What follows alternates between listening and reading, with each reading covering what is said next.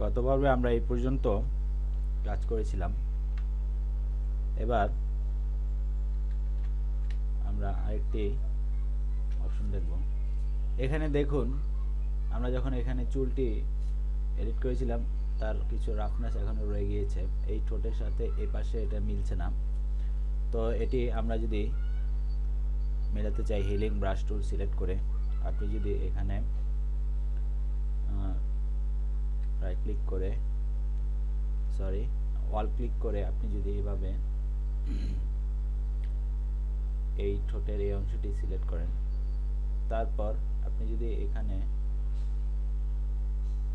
সেটি অবশ্যই আমরা ক্যাপস লক চেপে ওই বাউন্ডারিটি হাইড করব। তারপর এভাবে আমরা এটি পেন্ট করি। দেখুন এখানে কিছু রাফনেস আগের চেয়ে কমে গিয়েছে, তবে একটু বেশি এডিট হয়ে গিয়েছে বলে মনে হচ্ছে।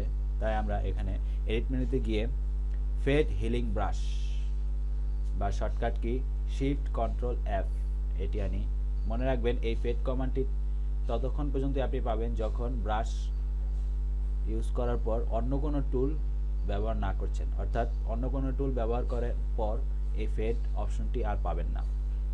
এবার আমরা এই ফেড কমান্ডের কাজ হচ্ছে আপনার অপাসিটি কমানো। নর্মালি আপনি অপাসিটি অপশন কোথাও পাবেন না।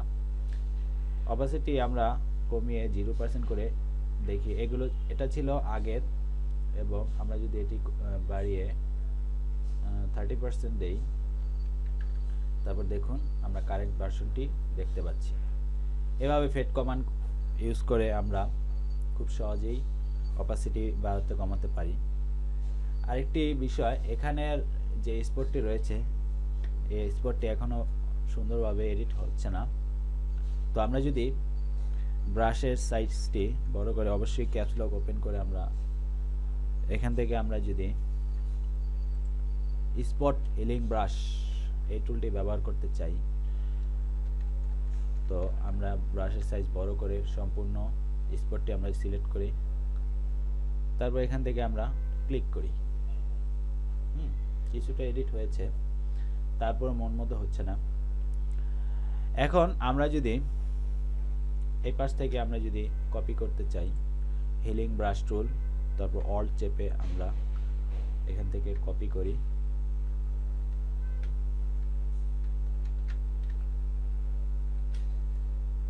তারপর আমরা এভাবে এই স্পটটির উপর করি, কিন্তু দেখুন এখানে ঠিক ম্যাচ হচ্ছে না, অপাসিটি বেশি হয়ে গিয়েছে।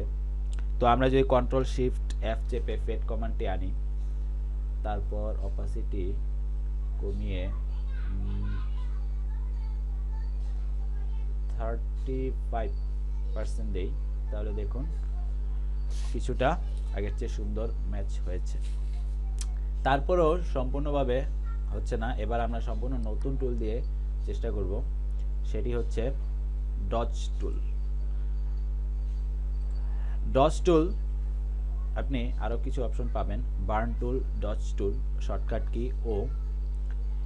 তো ডজ টুলের কাজ হচ্ছে হাইলাইট করা বা একটু হালকা ব্রাইট করা, আর বার্ন টুলের কাজ হচ্ছে ডার্ক করা। আমরা এটি সরাসরি দেখতে পাবো। এখন আমরা যদি এখানে কিছুটা হাইলাইট করতে চাই, যেমন এখানে অপশনটি একটু ডার্ক টাইপ হয়ে গিয়েছে, আমরা এটি হাইলাইট করতে চাই, তখন ক্লিক করি। দেখুন একটু ডার্ক একটু বেশি দূর হয়ে গেছে, অর্থাৎ হাইলাইট একটু বেশি হয়ে গেছে। তো আমরা কন্ট্রোল জেড চেপে আনডু করি। এখান থেকে এক্সপোজার আমরা কমিয়ে 20-এ রাখি, তাহলে আমাদের হাইলাইটটা অত হবে না। তারপর আমরা ক্লিক করে এই ডার্ক স্পেসটি দূর করি। এভাবে আমরা দেখুন হালকা হালকা উজ্জ্বল হয়ে গিয়েছে, কিন্তু এখানে আবার দেখা যাচ্ছে একটু বেশি হাইলাইট হয়ে গেছে। তো আমরা তাই বার্ন টুলটি ব্যবহার করব। এক্সপোজার এখান থেকে আমরা 2 চেপে 20% এক্সপোজার সিলেক্ট করব। এখন যেখানে একটু বেশি হাইলাইট হয়ে গেছে সেখানে আমরা ক্লিক করে হালকা ডার্ক ইফেক্ট দিব। দেখুন আগের থেকে বেশ ভালো পজিশনে গিয়েছে। আমরা যদি দেখি, এটি ছিল পূর্বের ভার্সন, এখন আমরা দেখতে পাচ্ছি এডিটেড ভার্সনটি। এবার যদি জুম আউট করি, তারপরে দেখতে পাচ্ছি এখানে স্পটটি ঠিকমতো সম্পূর্ণভাবে মিক্সড হচ্ছে না। এটি ঠিক করতে আমরা আবার স্পট হিলিং ব্রাশ টুলটি ব্যবহার করতে পারি। এখান থেকে মোড নর্মাল থেকে গিয়ে আমরা যদি স্ক্রিন এই অপশনটি সিলেক্ট করি, তারপর আমরা এখান থেকে অল চেপে আমরা ওই সোর্স করি, তারপর এখান থেকে আমরা ড্র্যাগ করে এভাবে ঠিক করি। এখানে আমরা ফেড কমান্ডের মাধ্যমে কন্ট্রোল শিফট এফ এই কমান্ডের মাধ্যমে ফেড কমান্ডটি আনি। তারপর আমরা একটু কমিয়ে অ্যাবাউট 35 আর 40 তে রাখার পর দেখুন খুব সুন্দরভাবে আগের থেকে এডিট হয়েছে। এই পর্বে এই পর্যন্তই। আগামী পর্বে বাকি এডিটগুলো করা হবে, সাথেই থাকুন।